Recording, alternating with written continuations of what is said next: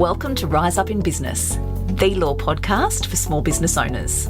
I'm your host, Tracy Myler-Crane. I'm a business lawyer, an entrepreneur, and very much a realist. Rise Up in Business is designed to share with small business owners important legal information and some clever tips and tricks in short and sharp episodes, no legal jargon. With this podcast, I want to empower small business owners to rise up and take control in their business. I'll be here every Wednesday to tell you what you need to know without sending you to sleep. Let's get into today's episode.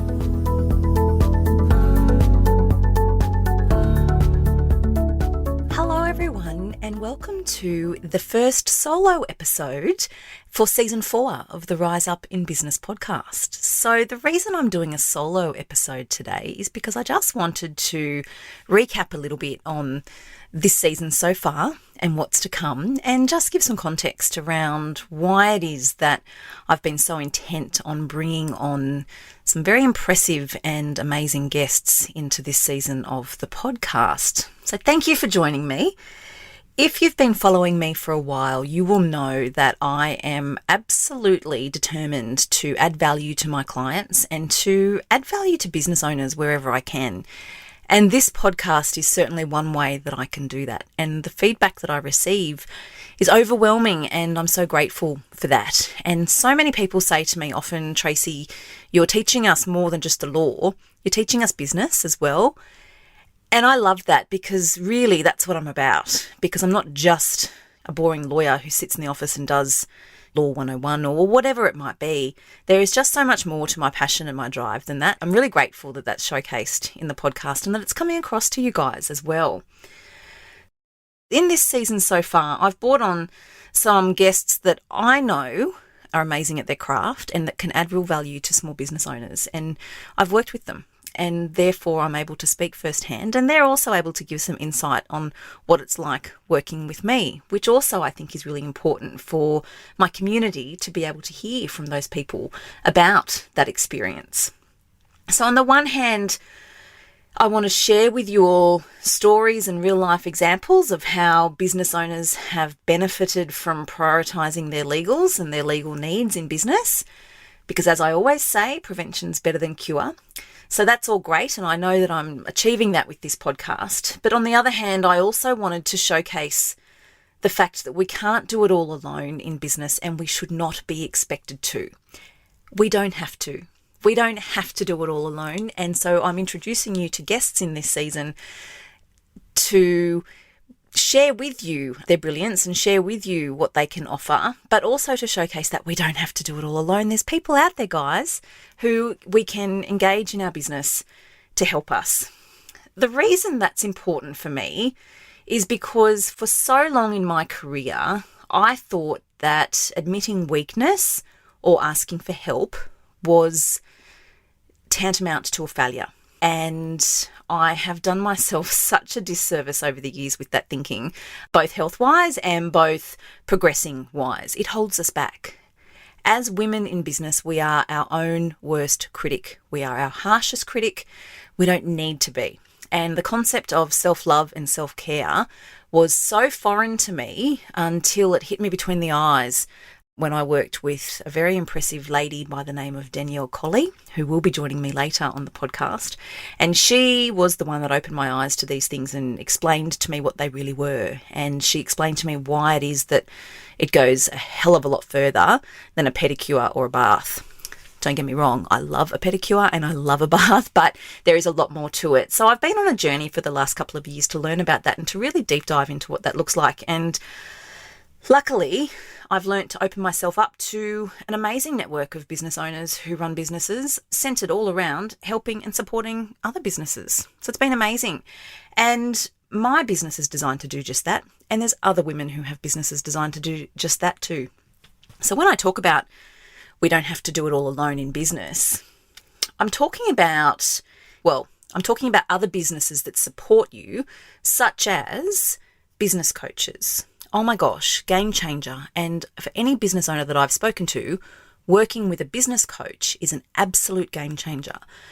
Don't get me wrong, it's not one size fits all. They come in all different shapes and sizes and colours and a whole ton of different things with their, excitement and their attractions and their areas of focus. So you've got to find the one that's right for you, much like a relationship, you've got to find the right one.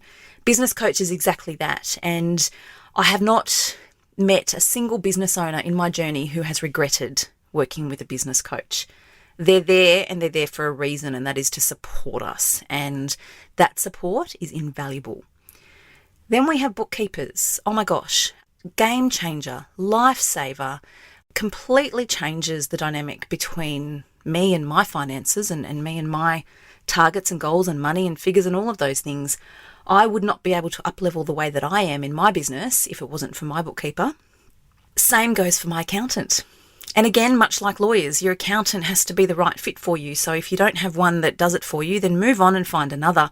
Because once you actually gel and click with that accountant, that again takes a massive weight off the shoulders to know that you're looked after and you're in the right hands. So I can't recommend that highly enough. A couple of areas here that I have found amazing support, which is not something I'd ever really anticipated or thought about, are my copywriter and my graphic designer, who's also my web designer.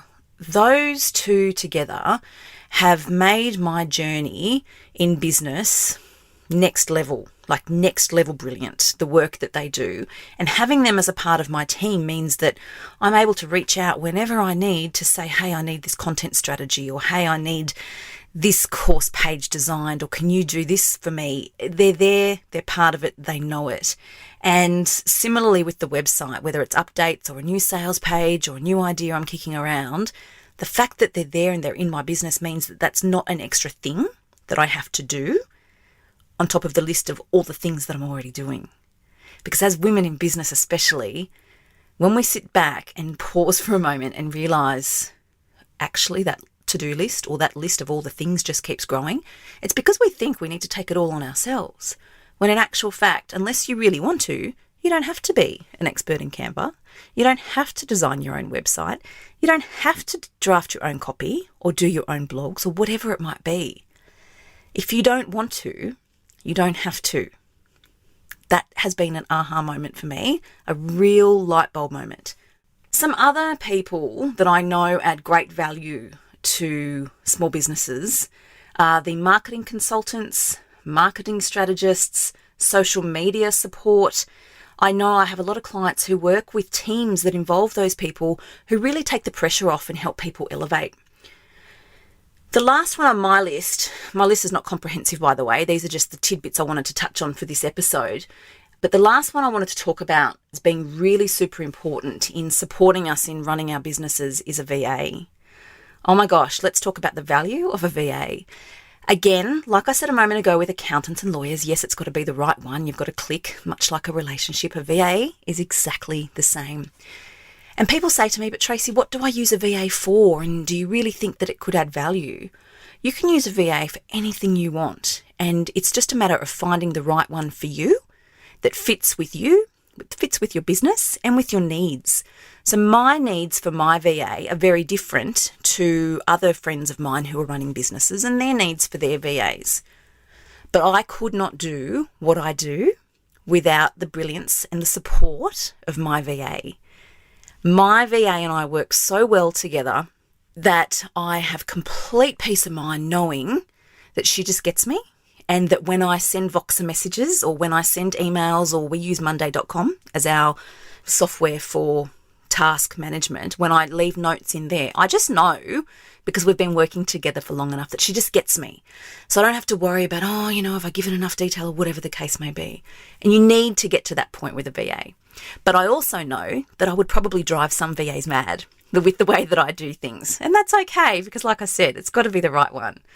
But the support that they offer to meet the needs that we have as business owners is amazing. And if you have been thinking about working with a VA and you haven't reached out yet, let this be your little sign that perhaps now might be the time. One thing I just really want to clarify here is when I say getting support in your business, because we don't have to do it all and we shouldn't feel that we have to do it all, when I say get the right team around you, I don't necessarily mean you need to go and hire a whole host of employees and rack up your wages bill and put a whole heap of extra financial pressure on you. That's not what I mean.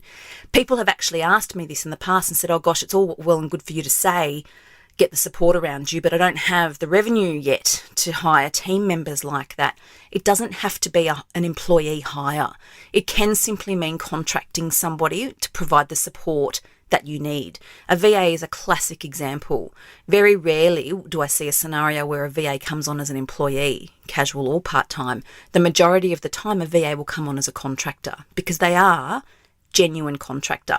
I have talked a lot about the difference between employees and contractors, both in earlier episodes of this podcast, and also I've published some really valuable articles on the resources page of my website too, which talks about growing the team, the difference between employees and contractors. And recently I've published one which has a really handy checklist that you can work through as a business owner when you're looking at engaging a contractor.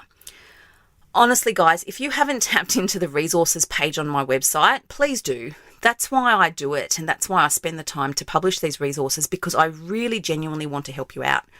I answer questions there that I get asked a lot, mainly issues that are really topical or potentially complex for small business owners, because I like my resources page to be a go-to page to provide quick and easy guidance or clarification on something that might just be something small that you need to be able to read something just to get an answer to before booking in for a consult necessarily. That's not to say you can't book in to have a chat with me. You can do that at any time, but that's why it's there. So the upshot really for this episode is because I wanted to share with you what I've learnt along the way in my career and my business journey with this business. This hasn't been my first business, but this is the one that I love the most. So I certainly have learned the hard way what can come from putting so much pressure on ourselves in business to do all the things all the time. And I firmly believe that it's not a badge of honour and that burnout should not be celebrated or used as a gauge of our success. There is such a thing as working hard, but there's also such a thing as working smart. And that is not to say that you won't work hard if you're working smart, but if you're working smart, it will not lead you to burnout. And that's what I really wanted to highlight in this episode. I do hope you've enjoyed this episode, and I do hope you're enjoying season 4 so far. I hope you continue to enjoy them because there are a lot more guests that I'm going to be bringing to you. As always, if you have questions or if you're stuck in your business and you just want to bounce ideas with me to work out a way forward, please reach out. I really do want to help. A client and a colleague and a friend of mine recently said to me, "Tracy, your point of difference is that you really give a shit. You care in bucket loads." And she's right. And whilst I don't necessarily think that giving a shit is going to be a great tagline, it sure is true. I really do care. So please, don't be a stranger. You know where to find me. I'll catch you next time. That's it for today's episode. Short and sharp, just like I promised. If you liked the episode, please be sure to hit subscribe so you don't miss any new episodes, and I would be most grateful if you would leave a review on Apple Podcasts. As always, remember to keep your business legals in order with my annual legal checklist. You can grab your free copy by heading over to my website, tmsolicitor.com.au/checklist. I'll catch you next week. Thanks so much for listening.